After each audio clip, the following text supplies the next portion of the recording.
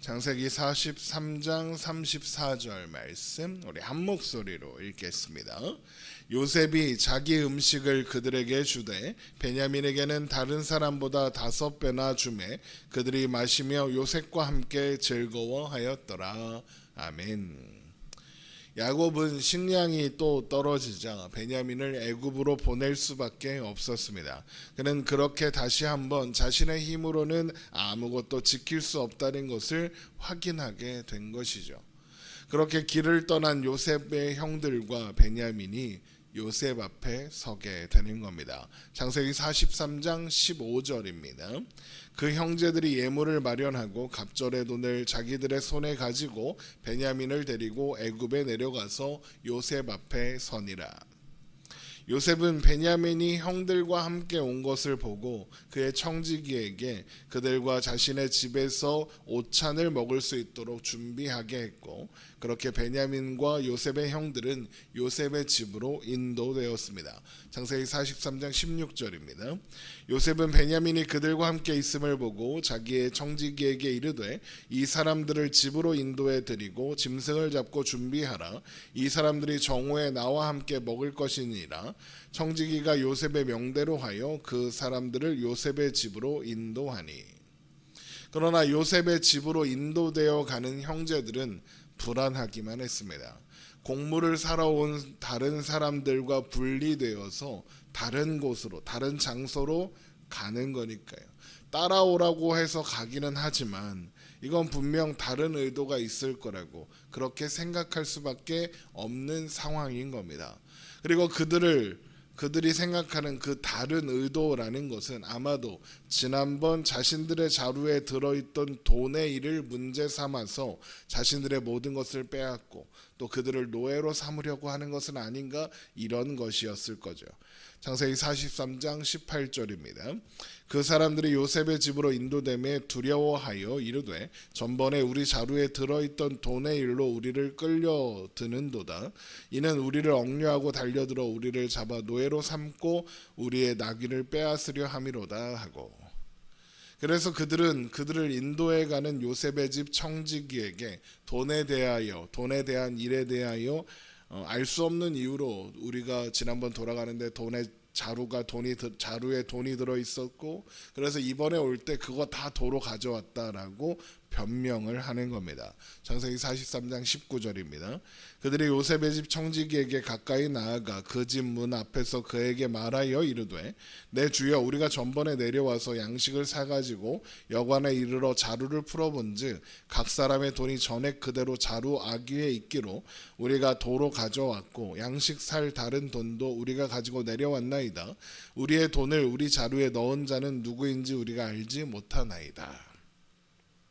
그러자 요셉의 청지기는 안심해라 라고 하면서 그들의 돈은 이미 다 받았으며 그들이 자루에서 발견한 돈은 하나님의 선물이었나 보지 라고 하면서 애굽에 남아있던 시므온을 그들에게로 데려와 함께 있게 했습니다. 창세기 43장 23절입니다. 그가 이르되 너희는 안심하라, 두려워하지 말라. 너희 하나님 너희 아버지의 하나님이 재물을 너희 자루에 넣어 너희에게 주신 것이니라. 너희 돈은 내가 이미 받았느니라 하고 시므온을 그들에게로 이끌어내고, 그리고는 그들을 집 안으로 인도하여 발을 씻게 하고 그들의 나귀에게 먹이를 주었으니 이것은 극진하게 대접하겠다라는 의미가 됩니다. 창세기 43장 24절입니다. 그들을 요셉의 집으로 인도하고 물을 주어 발을 씻게 하며 그들의 나귀에게 먹이를 주더라. 그제서야 형제들은 조금 마음을 놓고 음식 먹을 장소에서 요셉에게 줄 예물을 정돈해 두고는 요셉이 오기를 기다리는 겁니다. 창세기 43장 25절이죠. 그들이 거기서 음식을 먹겠다 함을 들었으므로 예물을 정돈하고 요셉이 정오에 오기를 기다리더니. 그렇게 정오가 되자 요셉이 들어왔고 그들은 예물을 드리며 엎드려 절했습니다. 그러자 요셉은 그들의 안부와 아버지의 안부를 물었고 그들은 아버지가 아직 생존해 계시며 평안하다라고 대답하죠. 창세기 43장 26절입니다. 요셉이 집으로 오매 그들이 집으로 들어가서 예물을 그에게 드리고 땅에 엎드려 절하니 요셉이 그들의 안부를 물으며 이르되 너희 아버지 너희가 말하던 그 노인이 안녕하시냐 아직도 생존해 계시느냐. 그들이 대답하되 주의 종 우리 아버지가 평안하고 지금까지 생존하였나이다 하고 머리 숙여 절하더라. 그러면서 베냐민을 바라봅니다. 그러면서 짐짓 아무렇지 않은 척 그를 축복했으니 했지만 아우를 사랑하는 마음이 밀려와 급히 자리를 피하여 한참을 울게 됩니다. 창세기 43장 29절이죠. 요셉이 눈을 들어 자기 어머니의 아들 자기 동생 베냐민을 보고 이르되 너희가 내게 말하던 너희 작은 동생이 이 아이냐. 그가 또 이르되 소자여 하나님이 내게 은혜를 베푸시기를 원하노라. 요셉이 아우를 사랑하는 마음이 복받쳐 급히 울 곳을 찾아 안방으로 들어가서 울고. 아마도 요셉은 베냐민을 보는 순간 돌아가신 어머니와 자신을 아껴주셨던 아버지가 떠올랐겠죠. 그리고 요셉이 살아온 세월이 결코 쉽지 않았으니 그래서 그동안 10년 넘게 가까이 외면하고 살았으나 그 또한 마음 깊이 고향과 가족들을 그리워하고 있었음이 이런 요셉의 감정을 통해서 드러나게 되는 겁니다. 그렇게 한참을 운 요셉은 얼굴을 씻고 돌아와 음식을 차리게 하고 형제들의 식탁에 앉게 했는데 그들의 식탁이 애굽 사람들의 식탁과 구별되어 있었습니다. 이것은 애굽 사람들이 히브리 사람을 비롯한 이방인과 음식을 공유하는 일을 부정하게 여겼기 때문이었죠. 창세기 43장 31절입니다.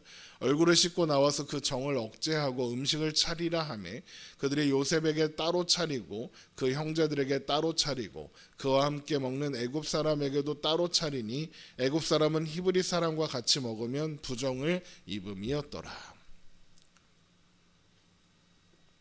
요셉의 식탁에서 이런 분리를 언급하는 이유는 이후에 이스라엘이 어떻게 애굽에서 큰 민족으로 성장할 수 있었는가를 보여주는 힌트라고 할 수 있습니다. 가나안 사람들은 언제든 야곱의 집안과 피를 섞고 교류하며 살아갈 준비가 되어 있었습니다. 그래서 야곱의 자손들이 가나안에서 계속 살아갔다면 야곱의 자손들이 이스라엘 사람이라는 정체성을 가진 민족을 형성하긴 쉽지 않았을 겁니다. 하지만 애굽 사람들은 이방인들과 그들의 문화와 풍습에 배타적이었습니다. 자신들이 세계 최고라는 우월감을 가지고 있었거든요. 그런데 이런 우월감은 타민족과의 교류를 엄격하게 제한했고 그 결과 이스라엘 사람이라는 정체성을 가진 민족이 애굽에서 형성될 수 있었던 겁니다. 이것은 당연히 물론 혈통 문제를 말하는 것이 아닙니다. 왜냐하면 요셉은 애굽 사람과 결혼해서 자식들을 낳았고 그들도 이스라엘 12지파의 조상이 되거든요. 그러니까 단순히 혈통의 순수성을 유지했다 이런 말이 아니라는 겁니다. 야곱의 자손들이 애굽에서 사는 동안 애굽의 문화와 또 애굽의 어떤 풍습의 영향을 받게 되더라도 저들은 우리와 다른 존재다, 다른 민족이다라는 정체성을 그런 식으로 형성이 될 수밖에 없었다는 겁니다.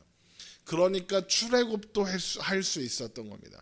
만약에 야곱의 자손들이 나는 애굽 사람이다 이렇게 생각하고 애굽 사람들도 그 야곱의 후손들을 저들도 애굽 사람이지라고 생각했다면 출애굽은 아예 일어날 수 없는 사건이 되었을 겁니다.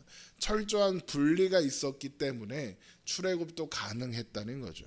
결국 애굽이라는 곳은 합력하여 선을 이루시는 하나님께서 이스라엘을 한 민족으로 만들어내시기 위해 허락하신 최적의 장소라고 할 수 있는 거죠. 그래서 하나님은 이런 이 요셉의 식탁에서 있었던 이 분리를 창세기에 기록하여 출애굽한 이스라엘 백성들에게 들려주는 겁니다. 이런 분리가, 이런 구분이 처음부터 있었다는 것을 잊지 말라고 하는 겁니다. 실제로 출애굽한 이스라엘 백성들은 문제만 생기면 뭐라고 합니까? 애굽으로 돌아가는 게 낫겠다. 애굽에서 사는 게 더 나았겠다라고 괜히 나와서 이게 무슨 고생이야 이렇게 원망했습니다. 창세기는 그들에게 하나님이 어떤 분이신지 또 그들이 어떤 존재인지를 가르치기 위한 책이라고 했었죠. 그래서 그들이 처음 애굽에 도착했었을 때부터 이런 구분이 있었으며 그들의 정체성은 애굽 사람이 아니라 이스라엘 사람이다라는 것을 기억하게 하시는 겁니다. 그러나 그것은 이제 먼 훗날의 일이 될 것이고 그 식탁을 마주한 요셉의 형제들은 자신들의 자리가 나이 순서대로 되어 있다는 사실에 놀라고 의아해합니다. 창세기 43장 33절입니다. 그들이 요셉 앞에 앉되 그들의 나이에 따라 앉히게 되니 그들이 서로 이상히 여겼더라. 애굽의 총리가 형제들의 나이를 알 리가 없는데 자리 배치가 나이 순서대로 되어 있으니 이상하게 여길 수밖에 없겠죠. 그런데 이것은 아마도 요셉이 그들을 알고 있다는 힌트지 않았을까 싶습니다. 그러나 그것만으로 요셉이라는 걸 눈치챌 리가 없는 겁니다. 그러니 이상하게 여기는 거죠. 그렇게 곧 식사가 시작되었고 그들은 요셉과 함께 먹고 마시며 즐거워했습니다. 창세기 43장 34절입니다. 요셉이 자기 음식을 그들에게 주되 베냐민에게는 다른 사람보다 5배나 주매 그들이 마시며 요셉과 함께 즐거워하였더라. 그러나 이 말씀에는 두 가지 비밀이랄까 재미있는 내용이 숨어져 있습니다. 첫 번째 내용은 요셉이 자기 음식을 그들에게 주었다라는 부분입니다. 이것은 이제 요셉이 그의 형제들과 가족들을 먹여 살리게 된다. 요셉의 음식을 가족들이 먹게 될 것이다. 야곱의 가족들이 요셉의 식탁에서 먹고 마시게 될 것이다 라는 것을 보여줍니다. 그리고 그렇게 그들은 기근에서 보존될 것이며 그 그늘 아래에서 결국 한 민족을 이루게 될 것입니다. 하나님의 섭리와 인도하심이 그렇게 작동하고 있는 것이죠. 그런데 이 말씀에서 두 번째로 발견할 수 있는 중요한 재미있는 내용은 요셉이 형들을 시험하고 있다는 겁니다. 어떤 시험이냐? 베냐민에게 다른 사람보다 5배나 준 겁니다. 베냐민한테 다른 사람보다 5배를 더 주면 그걸 다 먹을 수 있습니까? 물론 베냐민을 사랑하는 마음에 더 먹으라고 챙기려는 마음도 있었겠죠. 하지만 이런 요셉의 행동에는 다분히 베냐민을 편애하는 것에 대한 형들의 반응을 보려는 의도가 숨어 있는 겁니다. 그들이 동생이 자신들보다 더 대접받는 것을 보고 그걸 시기하고 질투하며 불편해한다면 요셉은 형들은 변하지 않았고 그들을 신뢰할 수 없다라고 판단했을 겁니다. 그러나 형들은 아무 상관하지 않고 함께 즐거워하며 오찬을 즐겼으니 요셉의 시험을 잘 넘어갔다고 할 수 있겠죠. 그러나 요셉은 여전히 형들에 대한 의심을 버리지 않았고 베냐민의 위기에 그들이 어떻게 대처하는가를 시험하게 되니 그 내용이 창세기 44장에 이어지게 되는 겁니다. 지난번에 한번 말씀을 나누면서 요셉이 형들을 의심하는 이유는 하나님께서 자신을 다루신 것처럼 그의 형들 또한 다루셨을 것이라는 생각을 하지 못하고 있기 때문이다라고 했습니다. 그러나 요셉의 생각과는 달리 하나님은 그의 형제들도 그의 아버지 야곱도 다루셨습니다. 그들과 함께 하사 자라게 하셨습니다. 그래서 창세기에서 요셉이 애굽으로 팔려갔다라는 이야기 다음에 요셉이 애굽에서 노예 생활을 이렇게 했다라는 말씀이 이어져도 되는데 그 사이에 유다와 다말의 이야기를 기록하여서 요셉만이 아니라 요셉의 다른 형제들도 하나님이 섭리하시고 다루고 계심을 보여주시는 겁니다. 하나님의 손길은 요셉 한 사람이 아니라 그의 가족 모두와 함께 하셨습니다. 그 결과가 깨지고 무너졌던 야곱의 가족의 사랑이 가족끼리 누리는 즐거움이 이 요셉의 식탁에서 회복되는 이 장면인 겁니다. 그리고 요셉이 의심을 모두 거두게 되는 순간 그 회복은 완성될 겁니다. 하나님의 섭리가 사람의 욕심과 이기심으로 무너진 관계를 회복시키고 하나님의 일을 이루어 가고 계시는 겁니다. 하나님 안에만 회복이 있고 평화가 있으며 기쁨이 있고 즐거움이 있음을 오늘 말씀을 통해 여러분 다시 한번 확인하며 오늘도 하나님의 인도하심을 구하고 그 안에서 살아가는, 그 안에서 행복할 수 있는 우리가 되기를 주님의 이름으로 축원합니다. 기도하겠습니다.